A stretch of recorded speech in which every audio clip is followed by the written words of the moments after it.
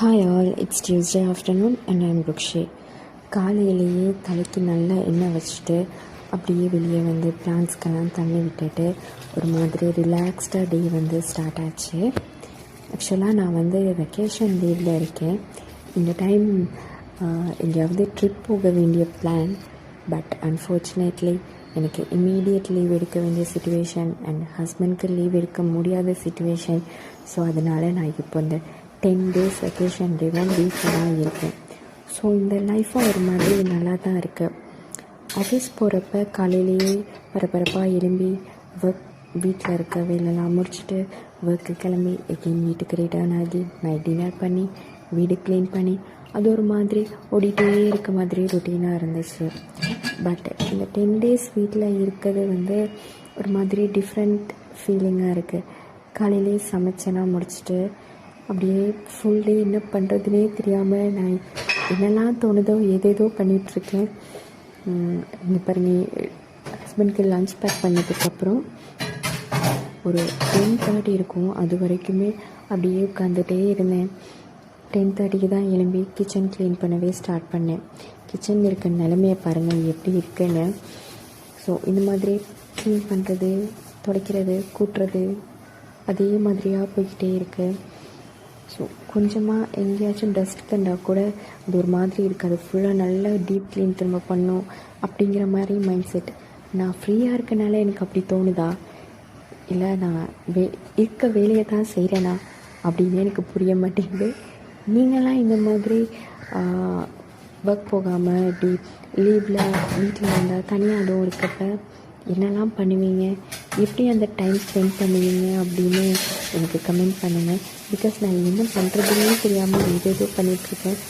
அது அந்த ரொட்டீனாகவே போய்கிட்டுருக்கு. க்ளீனிங் தான் பண்ணிக்கிட்டே இருக்கேன். ஏன் பண்ணுறேன் எதுக்கு பண்ணுறேன்னே தெரியலை. ஸோ எல்லாம் கழுவி காய வச்சுட்டு, ஸோ இது வந்து கை பிடிக்கிற துணி.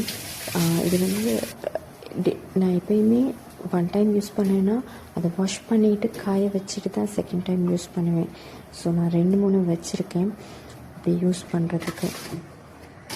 ஃபுல் கிச்சனும் டீப் க்ளீன் பண்ணிவிட்டு அதுக்கப்புறமா ரொம்ப தாகமாக இருந்துச்சு. ஒரு 12:30 இருக்கும். ஸோ காஃபி போடலாம் அப்படின்னு ரெடி பண்ணிகிட்ருக்கேன். சத்தியமாக எனக்கு காஃபினா பிடிக்காது. பட் இந்த ப்ரூ காஃபி பிராண்ட் மட்டும்தான் ரொம்ப பிடிக்கும். இந்த டேஸ்ட் எனக்கு அவ்வளோ பிடிக்கும். எவ்வளோ கொடுத்தாலும் குடிச்சிட்டே இருப்பேன். ஸோ வீட்டில் வேறு நிறையா இருந்துச்சா, ஸோ ஒரு காஃபி போடலாம் அப்படின்னு ரெடி பண்ணிகிட்ருக்கேன். ஸோ அந்த கேப்பில் வந்து இது வந்து குரக்கன் சீட்ஸ். இது வந்து நான் இந்த குரக்கன் மாவு வந்து கேழ்வரகு மாவுன்னு சொல்லுவாங்க. அது எப்போயுமே நான் வீட்டில் தான் ரெடி பண்ணுவேன். பிகாஸ் இதில் எவ்வளோ ஊற்ற இருக்குன்னு பாருங்கள். கல், மண், ஊற்ற, டஸ்ட்டு அவ்வளோ நிறைய இருக்குது. இந்த தண்ணி கலரை பாருங்கள் எப்படி இருக்குன்னு. ஸோ இதனால் நானே சீட்ஸ் வாங்கி அது கழுவ ஒரு 15 minutes தான் போகும்.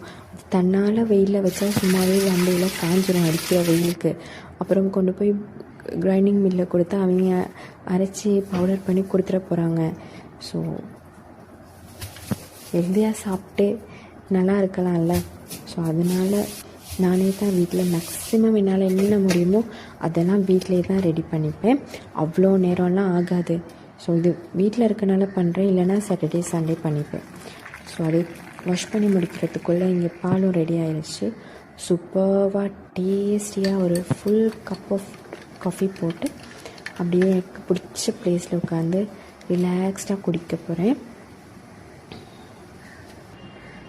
இந்த வியூ எனக்கு ரொம்ப பிடிக்கும். எப்பயுமே மார்னிங் அண்ட் ஈவினிங் டீயோ காஃபி குடிக்கிறப்ப இந்த இடத்துல வந்து நின்று தான் குடிப்பேன். அப்படியே பராக்கு பார்த்துட்டு குடிக்கிறதுக்கு செம்ம சூப்பராக இருக்கும். நான் தனியாக இருக்கனால இந்த எறும்பு என் கூட இன்றைக்கி சேர்ந்து என் கூட காஃபி குடிக்குது. ஸோ ஒரு 1 hourக்கு அங்கேயே தான் உட்காந்துருந்தேன். சூப்பராக இருந்துச்சு. அந்த ரிலாக்ஸ்டாக இருந்துச்சு.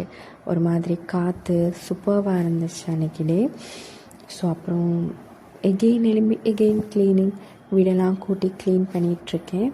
பிகாஸ் டியூஸ்டே கண்டிப்பாக நான் டியூஸ்டே ஃப்ரைடே கோவில் போயிடுவேன். ஸோ கோவில் போகணும் அப்படின்ட்டுன்னு ஒரு பிளான். இதுக்கப்புறம் பார்த்திங்கன்னா இது கொஞ்ச நாளாக மழைனால இந்த இடியாப்பத்தட்டுலலாம் ஒரு மாதிரி ஸ்மெல் ஒழுங்காக காயாமல் ஒரு மாதிரி ஒயிட் கலராக ஒரு மாதிரி ஃபங்கஸ் மாதிரி வந்துடுச்சு. ஸோ அதுக்கு டிஷ் வாஷ் கொஞ்சமும் உப்பு கல்லும் போட்டு கொதிக்க வச்சுட்டு கழுவினா வந்து அதில் இருக்க ஸ்மெல்லெல்லாம் இல்லாமல் போகும், நல்லா க்ளீன் ஆயிரும். உங்களுக்கு வேணும்னா இந்த டிப்பை நீங்கள் யூஸ் பண்ணிக்கோங்க. ஸோ நான் இப்படி தான் க்ளீன் பண்ணிட்டு இருக்கேன். அதையும் க்ளீன் பண்ணி காய வச்சுட்டு அதுக்குள்ளே பார்த்திங்கன்னா குரக்கனில் இருக்க தண்ணியெல்லாம் நல்லாவே வடிஞ்சிருச்சு, ட்ரை ஆயிடுச்சு. ஸோ அதையும் அப்படியே வெயிலில் எடுத்து வச்சுட்டு எனக்கு ரொம்ப பசிக்க ஸ்டார்ட் ஆயிடுச்சு. ஒரு 3:30 இருக்கும். ஸோ செம மீல் வெஜிடேரியன் எனக்கு பிடிச்ச மெனு. ஸோ சூப்பராக சாப்பிட்டு அதுக்கப்புறம் குளிச்சுட்டு கோயிலுக்கு போகிற பிளான் தான். நான் வீடியோவில் லாஸ்ட்டாக போட்டிருக்கேன் கோயிலுக்கு இன்றைக்கி என்ன ட்ரெஸ் போட்டேன் அப்படின்ட்டுன்னு. கோயிலுக்கு போன வ்ளாகும் வந்து ஷார்ட்ஸில் வந்து அப்லோட் பண்ணியிருக்கேன், விருப்பம் இருந்தால் பாருங்கள். ஸோ இதுதான் அன்றைக்கி என்னோடய ரெண்டம் டே வந்து அப்படி தான் போச்சு. ஸோ தேங்க்ஸ் ஃபார் வாட்சிங். நெக்ஸ்ட் வீடியோவில் பார்க்கலாம். டாடா, பாய் பாய்.